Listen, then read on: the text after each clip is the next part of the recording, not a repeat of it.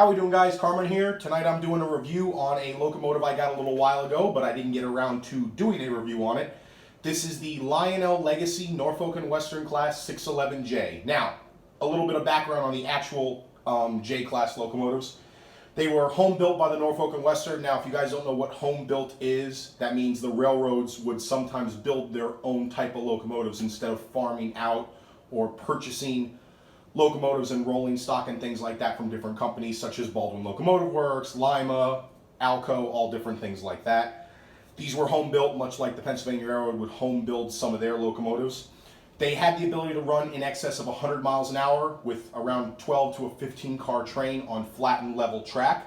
Some of the famous trains these locomotives pulled were the Pocahontas, Powhatan Arrow, and the Cavalier, and they also did some double duty with Southern Railway, so you'd see them on like the Pelican and things like that. There is one surviving example of this locomotive left, and I'm sure you guys know what it is and where it is. It's the 611, which is this model here, which is now named the Spirit of Roanoke after the city. It resides at the Virginia Museum of Transportation. It has been restored twice, one in the 80s and one in the late 2000s, which is this version here. It's part of the Norfolk and Southern's 21st Century Steam program, so it's great to have that, and it's great to see this locomotive back in action. This was actually one of the first engines that I ever saw when I was a little kid on a video. It was one of those old school National Geographic VHS tapes, and the J was the first locomotive on the video, so I'm really excited to have a nice, beautiful scale model of this thing. So, for the Lionel model, the item number for this thing is 1931370. It appeared in the Lionel 2019 Volume 1 catalog. They had a few different versions of this locomotive. They even did a What If American Freedom Train scheme. Now, I use What If lightly.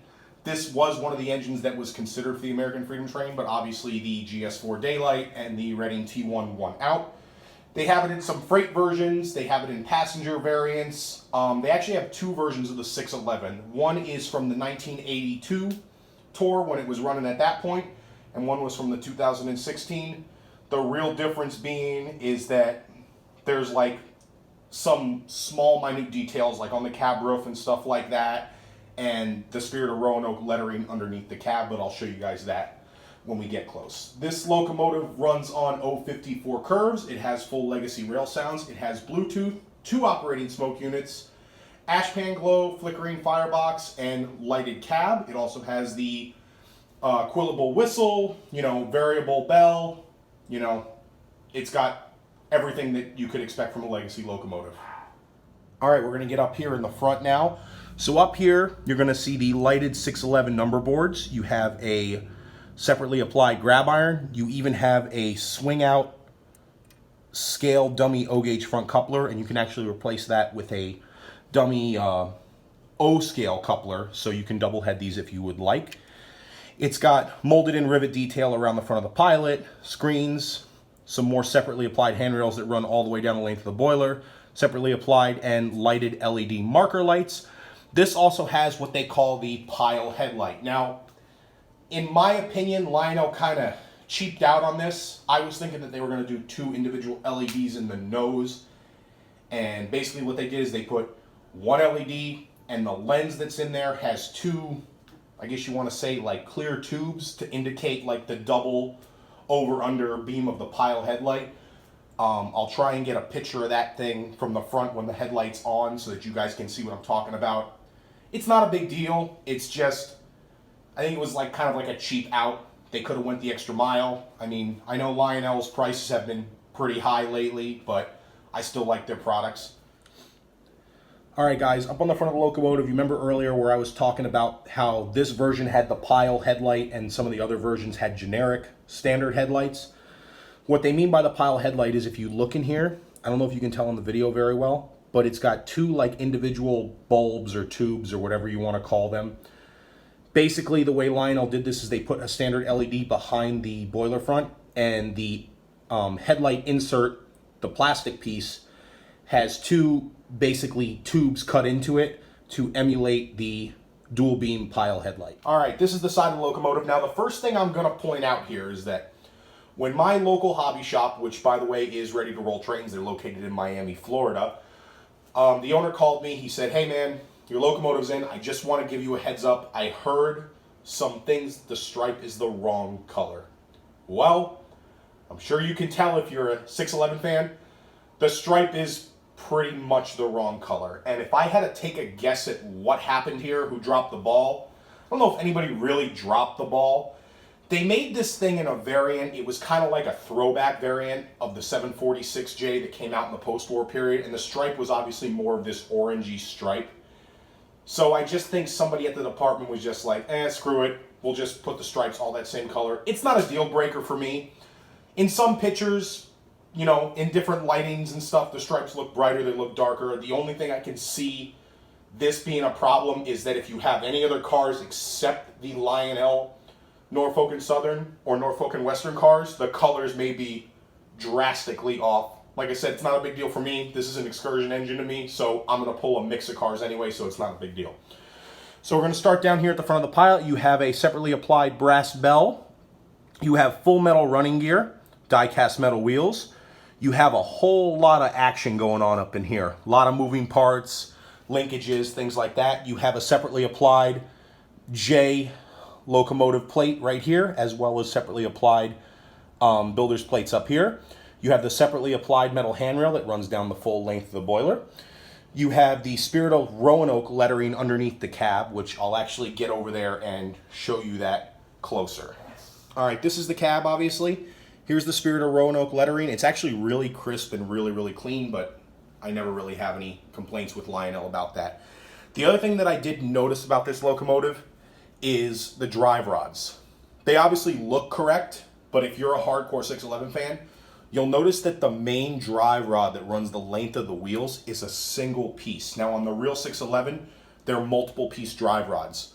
So you'll have like one piece here and then another piece will overlap that. They go together in sections. Not the end of the world to me, but I'm just letting you guys know if you decide to pick one of these up, these are some of the little things you got to look out for if you're looking for a perfect, immaculate model.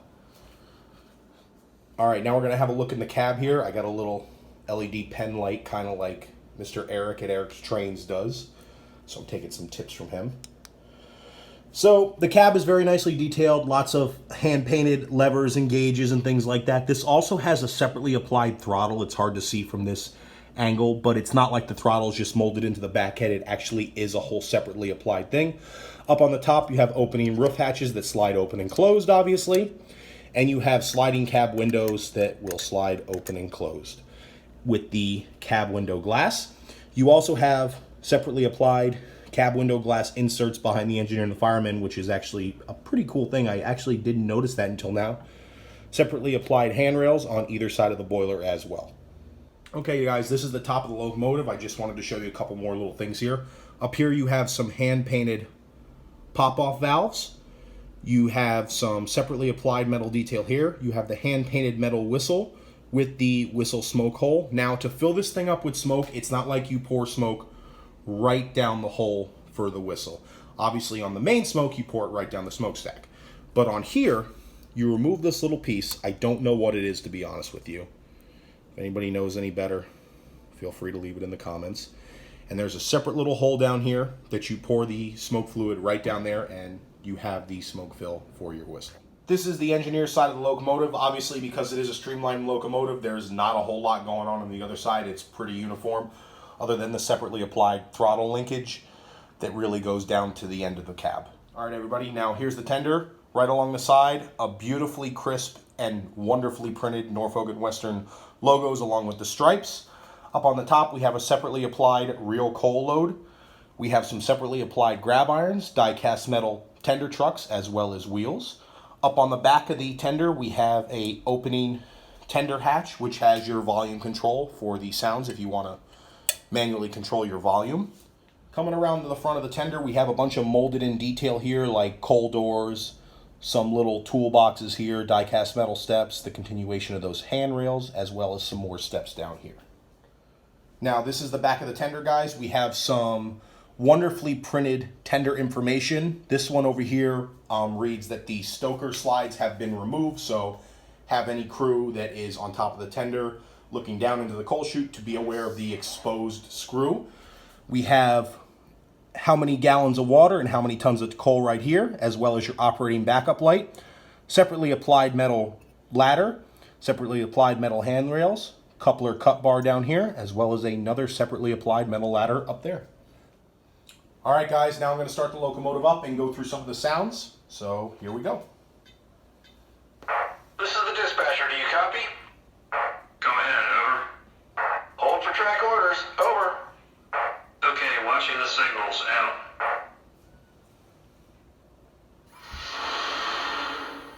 Now, I don't know if some of you guys caught it, but the crew talk on this locomotive is actually recorded crew talk from the 611. So some of the people that work on the locomotive actually did record this crew talk, and that's why it may sound a little bit different from some of the generic Lionel crew talk. Okay, so the first thing we're going to try is the whistle. Now, if you look close to the rear of the cab, it might be kind of hard to see on the video, you will see steam shooting out of the whistle with the whistle sound. So here we go.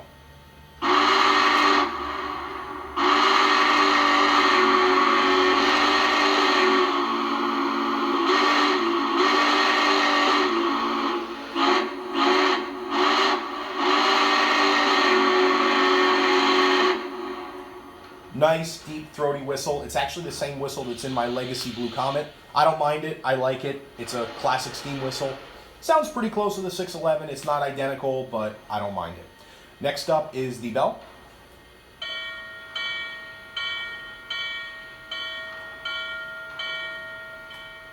Real nice, simple, air-powered bell, like on the diesel locomotives. That's why it's got a very consistent ringing. You can also do single strikes on the bell with the Legacy remote. So you can go... can ring it in your own pattern. Next thing is the water fill. Now, obviously, the longer that you hold the button down on the Legacy or the TMCC remote, the longer the sound will play. So here we go.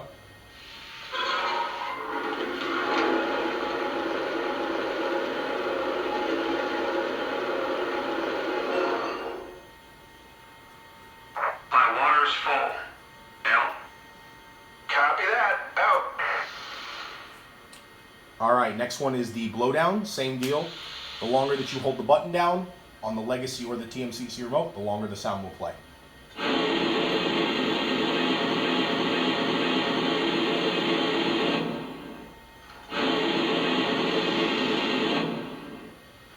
All right, now I'm going to do some of the crew talk sounds. I'm going to do the engineer's perspective, and then I will do the tower's perspective. Our inspection is complete, and we're ready to depart. Over. Clear to proceed east from where you stand at track speed. Over. Thank you, sir. All right, that was the engineer. Now we're going to do the tower side of it. This is the operator. You're clear to proceed east. Over. Clear east on signal indication.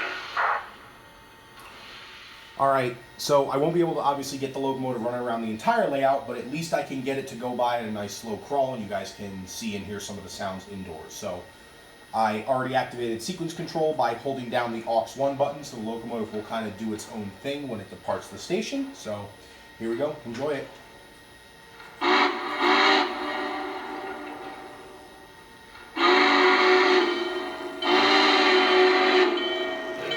Clear signal. We're on the move. Over. Acknowledged. Have a good run.